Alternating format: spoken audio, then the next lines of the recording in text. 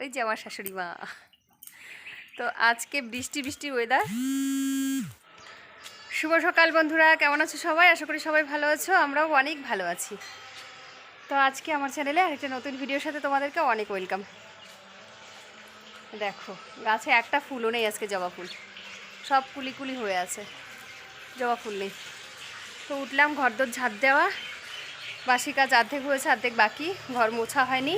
এদিকে জল চলে এসছে বাথরুমে, এই দেখো অন্ধকার, দেখতে পারবে না, ফ্ল্যাশ জ্বালিয়ে দেখালে দেখতে পারবে, ওই যে জল পড়ছে। তো এখন জল ভরবো, সবার ফার্স্টে ঝটপট করে জলটা আগে ভরে নেই। রোদ উঠে গেছে সকাল সকালে, একটু গরম লাগছে, মানে ভাবতে পারছি না। ফার্স্টে জল ভরে তারপর ফ্রেশ হয়। চলো আগে ঝটপট করে জলটা ভরে আসি, তারপর বাকি কাজগুলো করবো। তো গাইজ, সকালবেলা বেশি কথা বলা হয় নাই তোমাদের সাথে। কাজকর্মগুলো শেষ করে একদম একটু স্নান করে নিয়েছি। যা গরম পড়েছে আর বলো না, একদম সেই গরম, থাকা যাচ্ছে না গরমের জ্বালায়, জানো। তার জন্য স্নান করেছি, দেখে বোঝা যাচ্ছে না, তাও যে আমি স্নান করেছি, একদম ঘেমে জেমে মানে অস্থির। আজকে এত রান্না নেই, হালকা ফুলকা একটু রান্না করব। আর কালকের যা তরকারি রয়ে গেছে ফ্রিজে, সব কিছু জাল দিয়ে গরম করে নেবো, আজকে বাজ হয়ে যাবে। আর এত রান্না করবো না, আজকে রান্না হবে রাতের বেলায়, রাতে যা করবো, যা রয়ে গেছে আমাদের দুপুরবেলা হয়ে যাবে, সকালের দুপুরের দুবেলার হয়ে যাবে। তো চলো, যখনই ক্যামেরাটা অন করি তখনই ফোন আসে, এই যে এখনও ফোন আসছিল। এমনি সময় সারাদিন মা বোন ফোন করবে না, যখন ক্যামেরাটা অন করবো ঠিক তখনই ফোনটা করে। তা এখন ধরো এটুকু রান্নাবান্না সেরে নেই, তারপরে রান্নাবান্না করার পরে দেখি সায়নকে একটু জুস ফুস করে দেবো, কারণ ফল রয়েছে ঘরে, কিন্তু দাঁত দিয়ে যে খাবে সেটা খাবে না, তো ওকে আমাকে একটু জুস টাইপ করে দিতে হবে, তো সেটা দিব। চলো ঝটপট আগে যেটুকু রান্না করার করে আসি। আজকে তো সকালে পান্তা ভাত রয়েছে অনেকগুলো, সেজন্য আর হাঁড়িতে ভাত বসাইনি, এদিকে বসিয়েছি সসপ্যানের মধ্যে করে ভাত। এই ভাতটা হলেই আমাদের হয়ে যাবে। আর যা রান্না করব আজকে, এই দেখো এখানে করে নিয়েছি আলু ভাজা, লঙ্কা ভাজা, এটা দিয়ে পান্তা ভাত খাওয়া হবে। রোজ দিন ডালের বড়া দিয়ে পান্তা ভাত খাই, আজকে ভাবলাম একটু আলু ভাজা দিয়ে খাই, মানে যেদিন যেদিন পান্তা ভাত থাকে সেদিন, রোজ দিন আর কোথায়। আর এখানে এই যে কালকের তরকারি ছিল সেটাকেই জাল করে নিচ্ছি, কালকের মাছের ঝোল রয়েছে সেটাও একটু গরম করে নেব।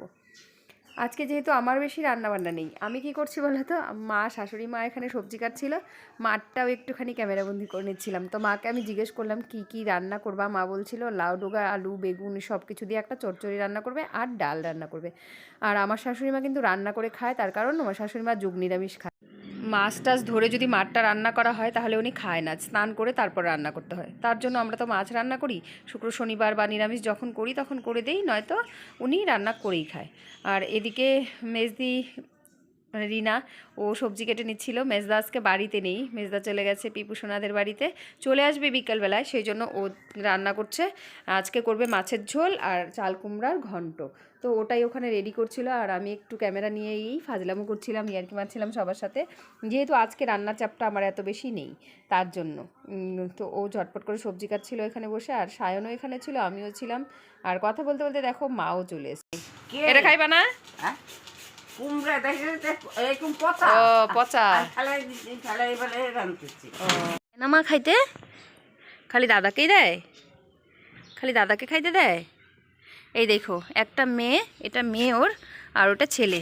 তো ওর মা কী করে বলো তো, এই দেখো ছেলেটাকে শুধু দিবে খেতে, আর একে দিতে চায় না, ওকে একদম দেয় না। তার জন্য দেখো একসাথে জমজ বাচ্চা, এই যে দুটো হয়েছে বাচ্চা, এই যে একটা ছেলে একটা মেয়ে। ছেলেটাকে দেখো কত বড় সড়ো মোটা, আর মেয়েটাকে দেখো, এই দেখো আমার হাত খাচ্ছে ও, হাত খাচ্ছে ও, দেখো দেখো দেখো তোমরা, এই আঙুলগুলো তো মোটা মোটা খেতে পারে না, এই যে পাতলা আঙুলটা খায়।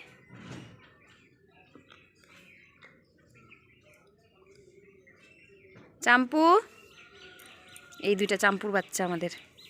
একটা সময় চাম্পু আমাদের এত ছোট ছিল, এখন দেখো চাম্পু তো বড় হয়ে গেছে, চাম্পু মা হয়ে গেছে।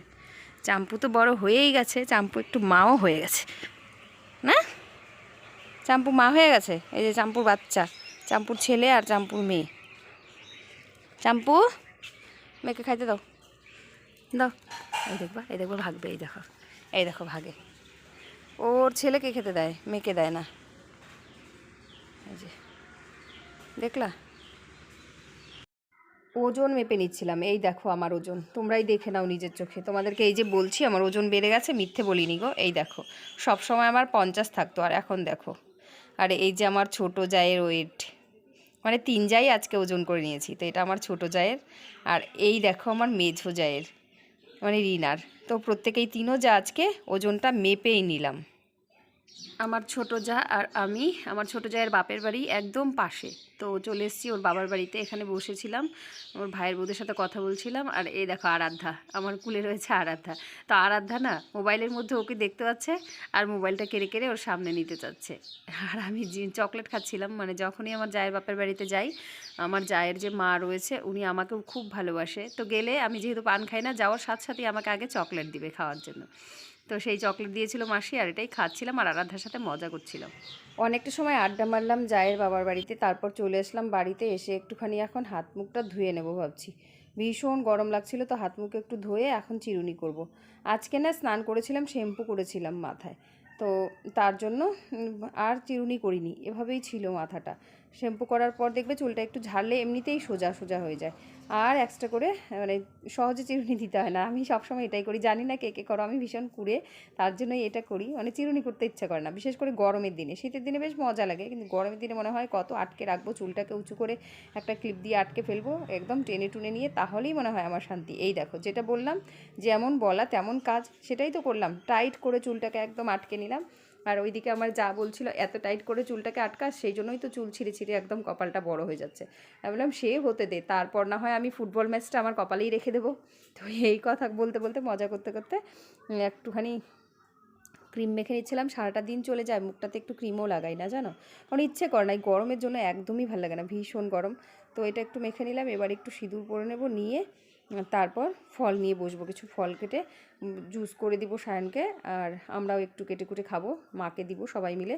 তো চলো এখন যাই, ঝটপট ফলটা নিয়ে বসি কাটতে।